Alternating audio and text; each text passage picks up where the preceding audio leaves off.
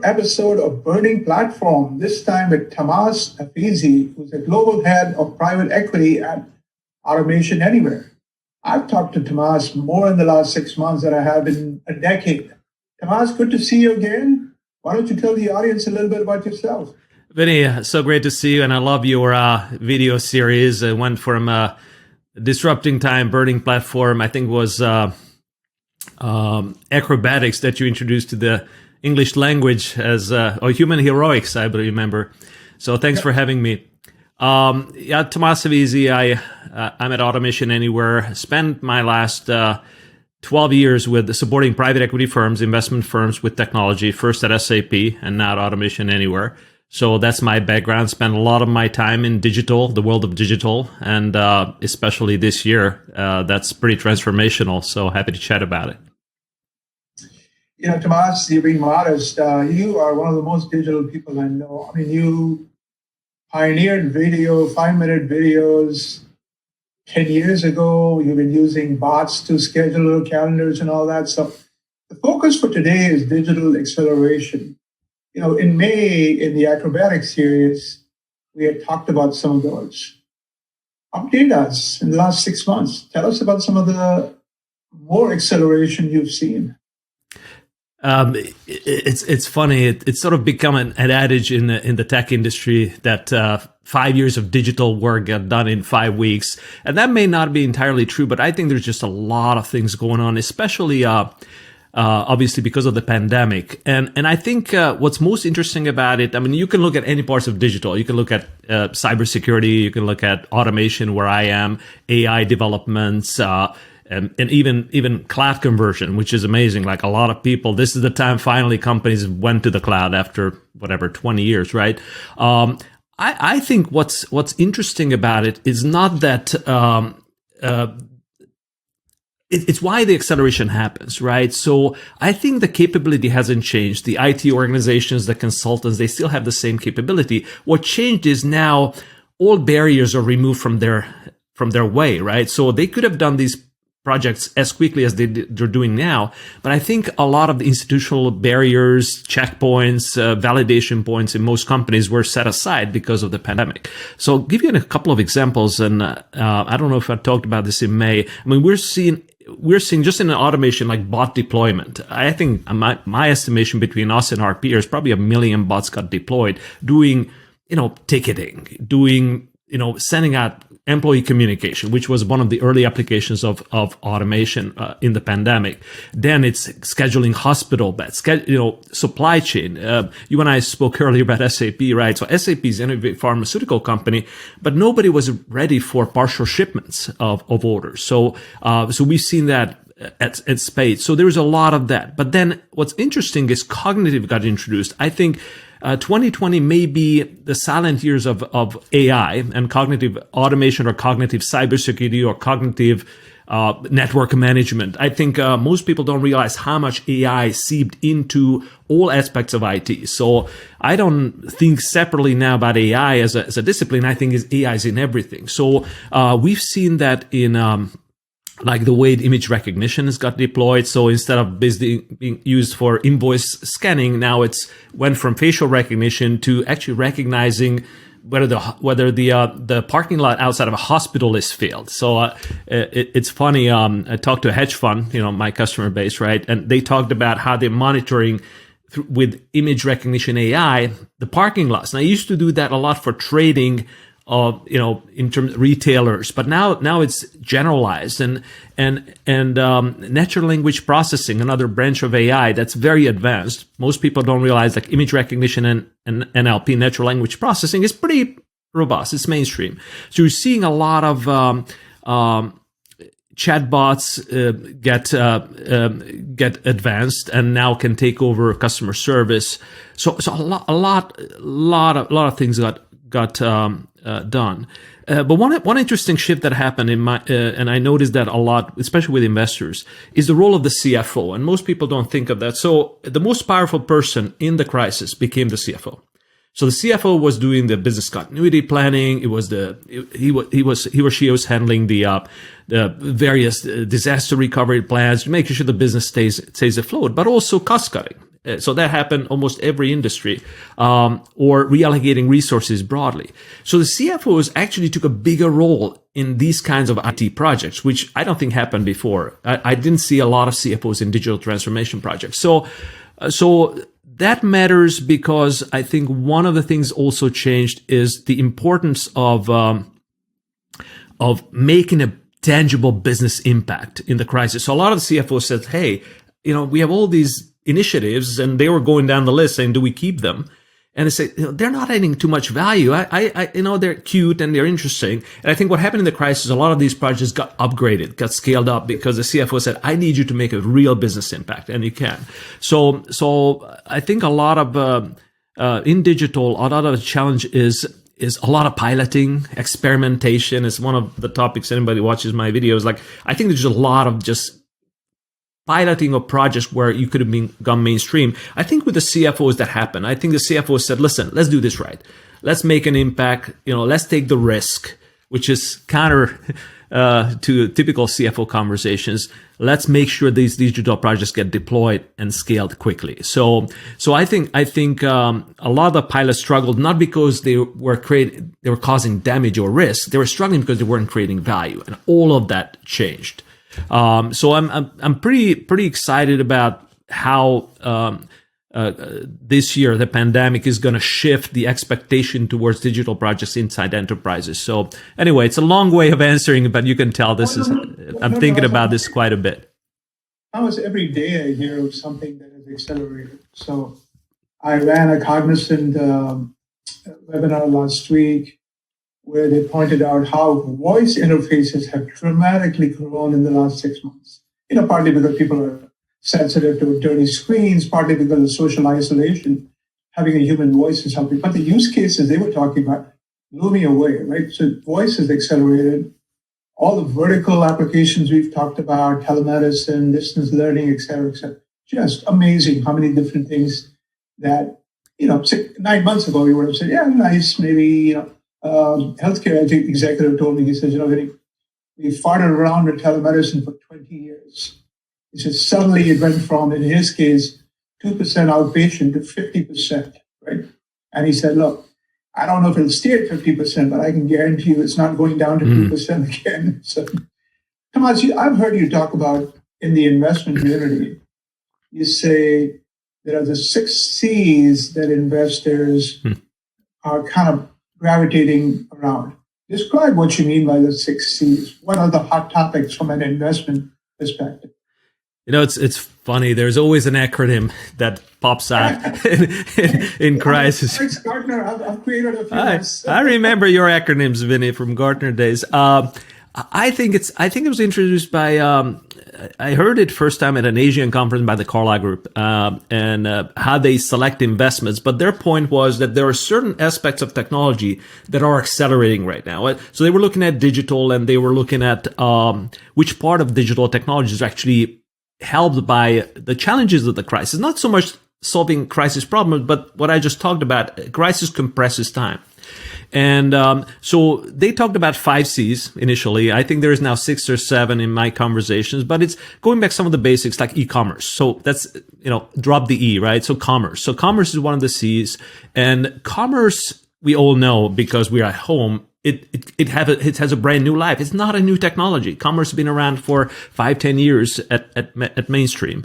Cloud conversion. I still can't believe we're talking in 2020 about cloud conversion, but I've seen companies that would never go cloud. Financial services, they would never go cloud. Now they're migrating to the cloud. I was at SAP, right? So there were customers we tried to convince back in the day. Now they're converting.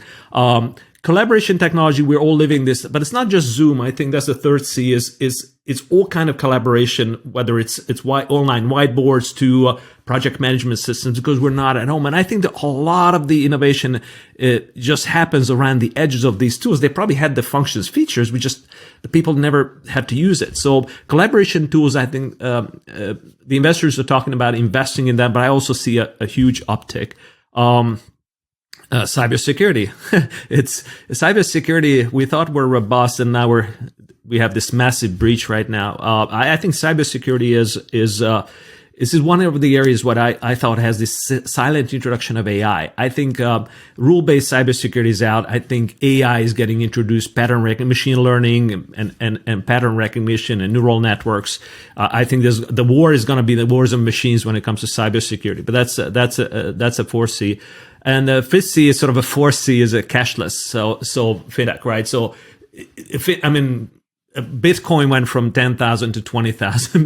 But that's just always a symptom of what's happening in fintech is there's a general shift back to blockchain projects. There's a general shift on non-blockchain payment systems. I think Klarna now, it's funny. It's one of our investors invested in Klarna. Now I see Klarna in every checkout, financing online orders. I don't remember seeing them a year ago, right? So there's a new set of players that get introduced in this wave, which the investors invest in, but they only invest in it because there's a general demand for all these products. So these were the 5 C's the investors talk about. I actually think about a 6 C, which is connectivity, and connectivity in all aspects. So it's not just 5G and IoT, but connectivity applications. So it's again another area I can't believe we're talking about middleware, right? But in this environment where IT departments will not be there to solve every problem, you see this massive wave of applications to application connections that are microservices, that are smaller scale. I know it's very technical, but in a way that's going to make all the digital work, digital islands to have connectivity capability, and of course telco is part of that with 5G. So those are the 5 C's.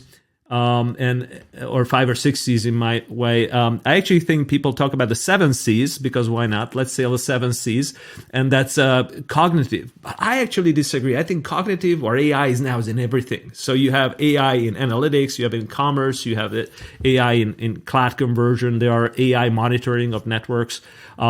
So I think it's 5 or 6 C's, and it's only just queued because it's checklists. So if you're driving, and I see it a lot with investors that are trying to formulate a strategy for a business, and they go through these lists and say, what are you doing in cloud? What are you doing? And they're betting on companies that take the leap and move forward in these areas versus companies that are laggards. And I think. I have a very strong conviction because I'm seeing this in our customer base as well and talking to investors. Companies that miss this digital upswing right now, and they say, digital is not for us, not a core competency, I think they'll lose big. Let me give you an example, which I think is sort of a small one, but so we have a local restaurant, and you mentioned the voice ordering, right? So conversational AI is a big thing now, and it's becoming mainstream. So but they've developed their own Alexa skills. So you can actually have Alexa order from XYZ restaurant.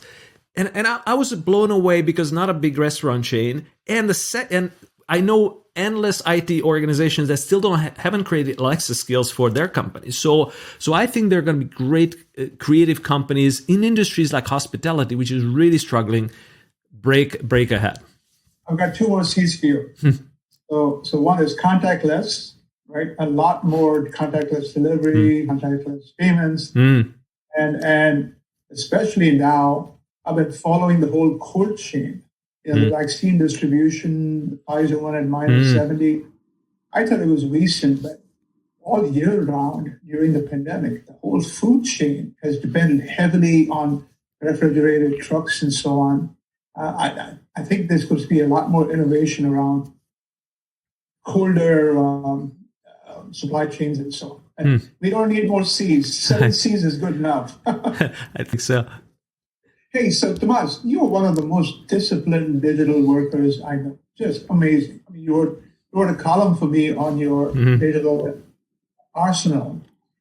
Now that we have millions of people at home, are they learning to become as digitally productive as you? What have you seen? Because you observe so many people working on the other side of these Zoom calls and so on. What are you seeing? It's interesting. I was thinking about this the other day because I had a conversation with one of the current Gartner analysts, arguing about low code and no code. this particular analyst does not believe in low code, no code. He thinks there is the necessary IT discipline that, you don't replace finance people. He says you don't replace IT people. I am actually a huge fan of low code and no code. It reminds me that back in the day when I started, and you and I started a little bit earlier, so maybe some of the audience, back in the 90s, I remember when people still had secretaries print out their emails. They scribed on the email a response, and there were secretaries sending the response back on email, and that was the norm early 90s, and then it of course changed. And I think we look at some of these technologies, like maybe this person looked at email saying, "Oh, that's such an advanced technology. I don't need to use it. There are people that are specialized in using it." I'm seeing this everywhere. So obviously, video is, it's nice of you to say that, but video is one of the areas where it became obviously mainstream. We have a whole millennial generation authoring videos, where before that people didn't have that or couldn't do that. But I'm seeing this everywhere. I think there's a huge movement of democratizing technology creation. So if you get beyond, so I'm thinking about like application integration. I mean, so many people use Zapier, for example, or IFTTT, right, for their own use of creating the connections between apps that don't exist. And that's a small example of, I think, what's going to happen in personal automation. So obviously we in the enterprise automation space, but I'm seeing a lot of personal automation happen with a variety of tools, which could really help people create their own workflows that are not prescribed by vendors or companies. So I'm big on that. I think I'm seeing like people use their own analytics now, but starting with Airtable, but Power BI is not a big barrier. So you can have this end user driven thing, and anybody who's an IT person listening saying that's the worst thing that can happen, that's shadow IT. But I think shadow IT is what's going to happen more and more, and the shadow IT becomes professionals and people, and I think IT organizations need to create those guardrails with technology that allow this to happen, because the power of this is huge.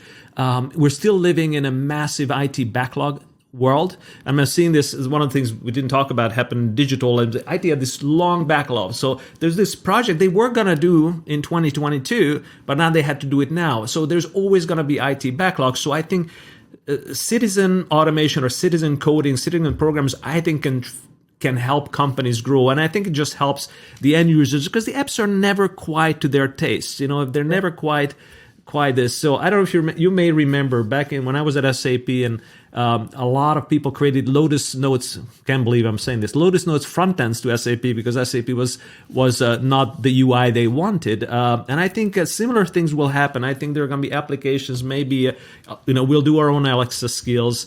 And I'm big on that, and I use a couple of tools myself that are no code, and there are huge players now. OutSystems, for example, they're going to be in this space. Tamas, it's funny you say that. You look at Salesforce versus SAP, right?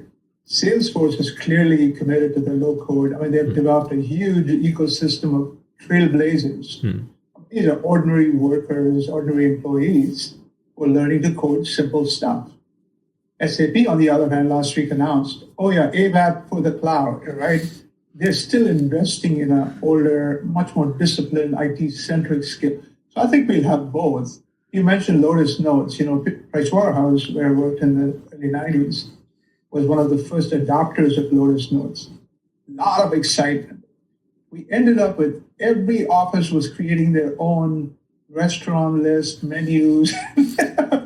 We ended up with too much, right? So I think the Gartner analysts may be talking about, usually citizen development tends to be useful, but somebody needs to have some guardrails. The guardrails never come up. Oh, look at Excel. I mean, my God, we have billions of spreadsheets that IT has never been able to control. So, but you're right. You can't wait for IT. It's so slow. You gotta do your own stuff. So. And to give you a pandemic example, I'm really upset. There's this one restaurant that closed. It's an Italian restaurant I really liked, and they were hugely popular, always sold out.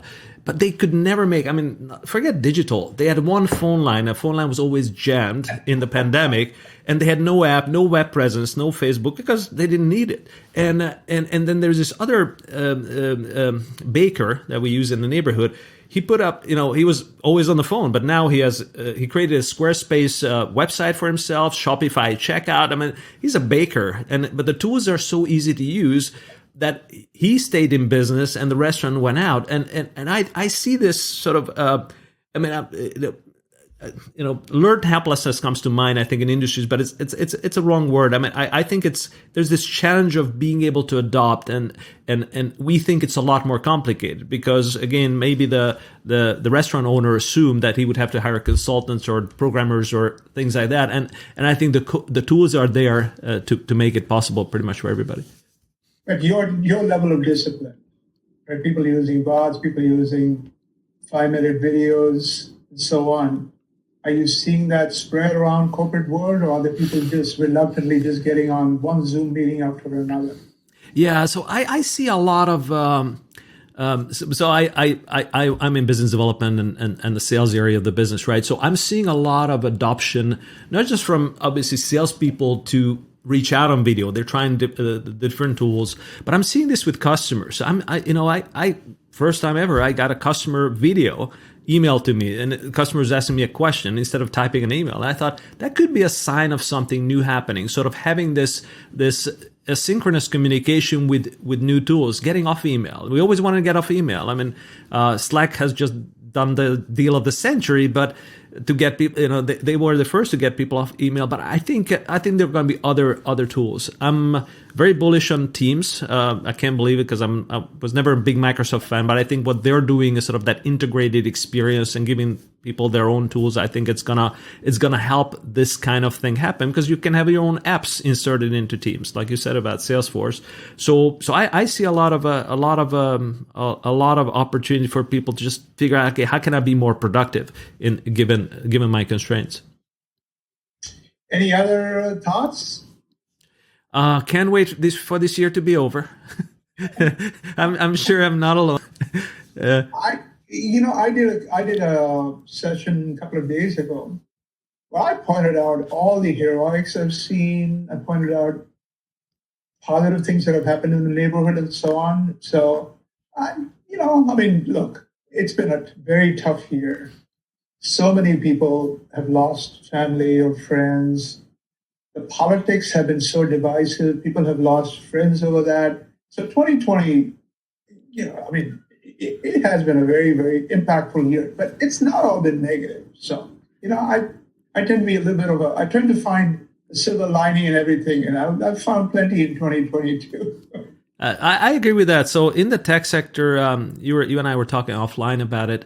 I see a massive shift. So, almost all of our peers that we collaborate with in the tech sector, when they went virtual, but now they're staying virtual. So there are the big announcements from Facebook and Google and the like. But I'm seeing this everywhere. And this whole, and I don't know what to make out of the digital nomad movement because my wife doesn't let me move out of the house to the Caribbean.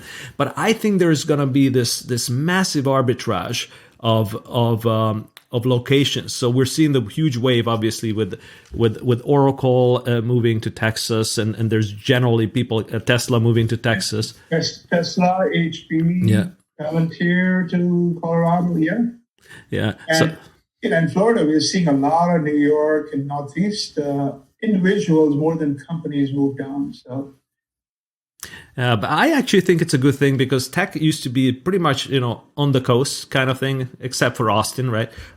So I think it's sort of allowing a much larger workforce to participate is going to help. I think it's going to help the tech sector. I don't see much beyond the tech sector in my daily life, but I've definitely seen this shift, and it's going to be good. A lot more people are going to get involved. Talent is going to be easier to reach. I see this huge wave of used to be a massive issue with the visas, but now you can employ pretty much people anywhere. I have a good friend of mine who runs a company out of Hong Kong, and I don't think he has employees in Hong Kong. He has people in Prague, he has people in the Philippines, he has people in India, he has people in the US. And I think things just work. And I find myself, you asked me about productivity, I find myself a lot more productive. Zoom fatigue sets in, but a lot, travel time is out. I spend more time with family. So there's a lot of things I think is going to set in with people, especially in the tech sectors where people in general have a lot of burnout. I think this could be a positive outcome in the end. Tamas, you're always positive. Good to see. Yes to a better 2021, even though I don't think 2020 was that bad. I'm probably an exception. Thank you so much. Thanks, Vinnie, for having me. Cheers to 2021. Thank you. Happy holidays. You too.